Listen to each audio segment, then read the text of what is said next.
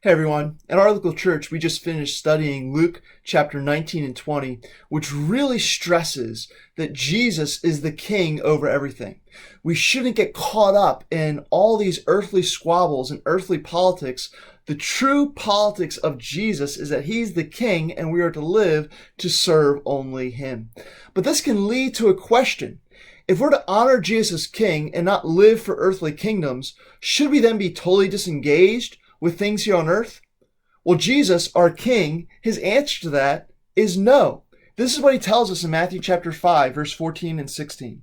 He says, "You are the light of the world. A city set on a hill cannot be hidden. Nor do people light a lamp and put it under a basket, but on a stand, and it gives light to all in the house. In the same way, let your light shine before others, so that they may see your good works and give glory to your Father who is in heaven." Light is only useful when it is in darkness. You don't turn the lights on if there's tons of sunlight coming in through the windows. You don't walk through the middle of the day and have a flashlight out. No, you only need light when there is darkness. And so when Jesus calls us to be light, that implies that we should be in darkness. We aren't the darkness. We don't participate in the things of the darkness, but we need to be present. We need to be there. We need to be exerting an influence on the darkness. That's what light does, right? Light pushes back the darkness. It takes things that are dark and makes them light. And so what Jesus is telling us here is he tells us to be the light of the world. He's telling us that there are broken things in this world. There's darkness here.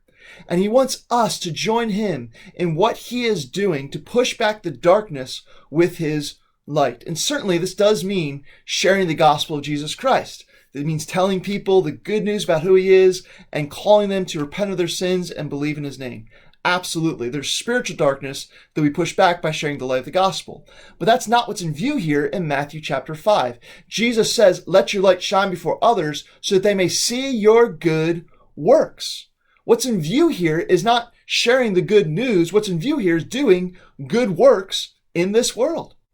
And so while our kingdom is not of this world, that does not mean that we're not involved in the things of this world. No, we are to be involved in this world. We are to be light in this darkness. We are to be seeking to do good works in the name of Christ so that people can see those good works, and that can then lead them to want to glorify God. And so we should be involved in this world. We should be doing things like cleaning up our local parks or volunteering in our local schools or finding different ways to serve our local communities, or maybe some kind of involvement with politics where we're using our political influence to push back bad and negative policies that lead to the harm of other people. It could be as simple as just being a good neighbor and on your block being someone who does good to others. It's loving and serving in our church. Like the more our church is strengthened, the more that our light, our cumulative light, will have a greater effect as we're strengthened as a body to be serving in our neighborhood. And so our kingdom is not of this world. Jesus is our king. We should not get caught up in the politics of this world and all these things that other people are concerned about. No, our kingdom's not of this world. But that does not mean that we're not involved in doing good things in this world. No, we should.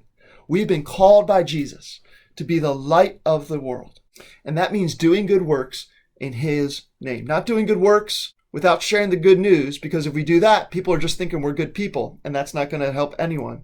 No, he says do good works so that they can glorify your Father in heaven. That means we do good works, and then we share the good news about who God is, so that people don't leave just thinking we're good people. No, people leave seeing our good works and realizing there's a good God who loves them. And so, Christian friend, how can you be involved in doing good on your block, in your neighborhood? How can you be a light in the darkness, working with Jesus to fix the broken things of this world? How can you not only share good news, how can you do good to others so that people might know there is a good God who does love them? That's what our King Jesus wants us to be about in this world.